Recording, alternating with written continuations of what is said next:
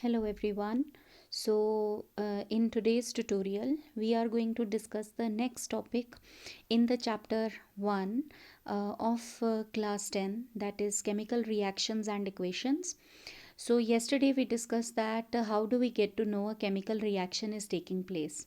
So, we get to know if we have a chemical change, right? So, now in today's tutorial, we'll discuss the difference between the physical change and the chemical change.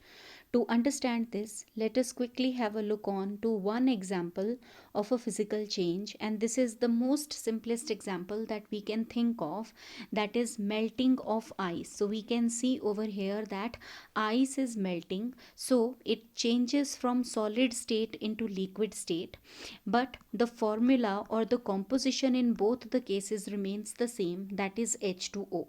So there is only the change of state from solid to liquid, but the composition remains the same, or no new substance is formed. So such a kind of change is called as a physical change.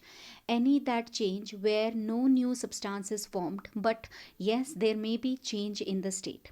But if we look on to the other example, we all can see that a paper is burning.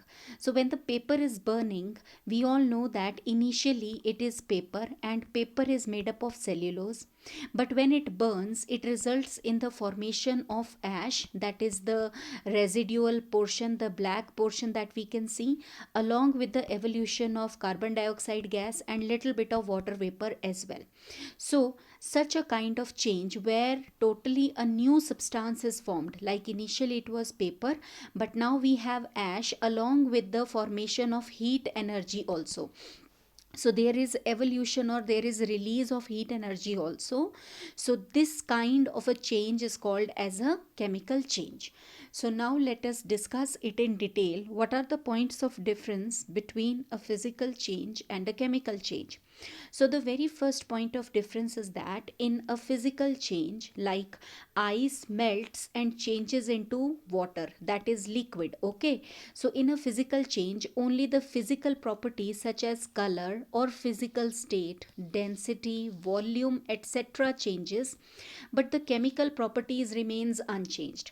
So as we can see in this example, there is a change in the physical state, right? So solid has changed into liquid, but the chemical properties are just the same. Ice is H2O, water is also H2O, so chemical properties are the same. But when we talk about a chemical change, the chemical composition and the chemical properties undergo a change. Like here we have paper, its nature and properties are different, and after burning, it results in the formation of ash, carbon dioxide, and water vapor. So, their properties are altogether different from that of paper. So, what do we understand? That the chemical composition and the chemical properties undergo a change in this case. Then, second one, when we talk of a physical change, no new substance is formed, right? Like over here, H2O remains H2O. Or suppose we have a piece of paper and we tear that piece of paper into two parts. So this was paper and this part is also paper. So there is no change in the, like no new substance is formed over here. But when we talk about a chemical change, right? So initially we were having paper, and after that the new substance, that is ash, was formed, right? So this is a chemical change where we get a new substance. Like we can talk of one more example. Suppose we have milk, okay, and we set it, or we go for the process of formation of curd. So after that, curd is formed. So milk has different properties and curd has different properties, and curd is the new substance that is formed. So such change is called as a chemical change, right?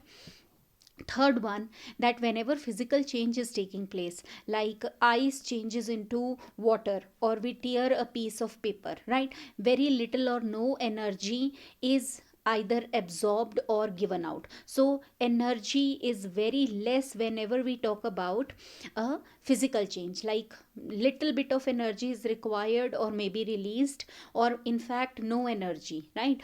But when we talk about a chemical change, so chemical change, like over here, it is burning, and whenever any substance is burning, heat is always released, right? So a chemical change is always accompanied by absorption or evolution of energy. So such a change is called as a chemical change. Suppose we take zinc metal and we put it into sulfuric acid. So when we'll put it into sulfuric acid, a new substance, that is zinc sulfate, will be formed along with the formation of hydrogen gas and along with the release of heat energy. This triangle is a symbol of heat energy.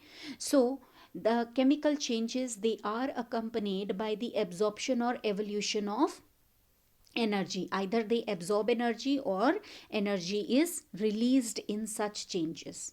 Then a physical change is generally a temporary change, it's not a permanent change. For example, here ice is changing into liquid, right? But can we change liquid back into ice? So the answer is yes.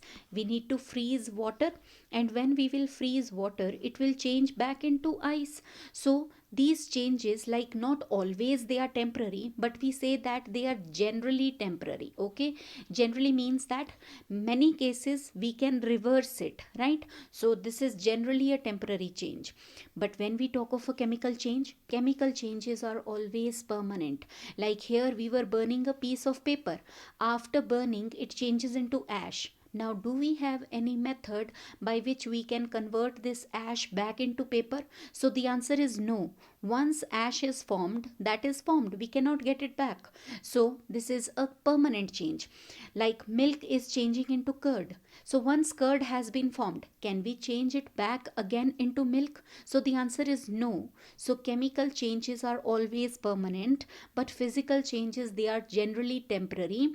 By changing the temperature and pressure, we can go back to the original substance that we have taken. Then moving on to next one, that in a physical change, the original form of the substance can be regained by simple physical methods. Like here we were talking about ice changes into water, and if we keep it at room temperature, or maybe we increase the temperature, okay, or if we freeze water, we can get back the ice. So the original substance, it can be reobtained, okay, by simple physical methods. But when we talk of a chemical change, can we convert ash back into paper after burning, or can we change curd back into milk? So the answer is no. Hence, the original substance cannot be obtained in a chemical change by simple physical methods. Okay, by simple methods, we cannot obtain the original substance that we have taken. Now, moving on to the last point of difference, that physical changes or physical change is reversible. But now we need to understand that we have to add a word over here, generally reversible. Now, like ice into water, we are again and again, like we are boiling milk, so the composition remains the same.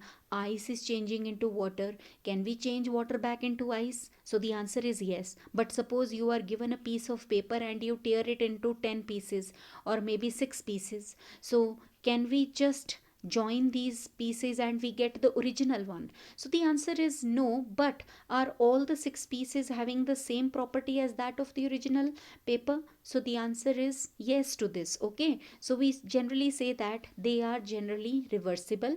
But when we talk of a chemical change, we cannot reverse them at all, right? We cannot go back to the original substance that we have taken, that has lost its identity. Okay, like we talk about the fermentation of fruit. So we all know that fruits, when they undergo fermentation, we can obtain alcohol from them. Now, do we have any method that from the alcohol we can get back the fruit? So the answer to this is no. Ki, that from alcohol we can never get back the fruit again. So this is irreversible. This is what is the meaning of irreversible. So with this, we have come to the differentiation between physical change and chemical change, the second topic of chapter 1 of class 10. Hope you have understood this topic very nicely. Thank you, everybody.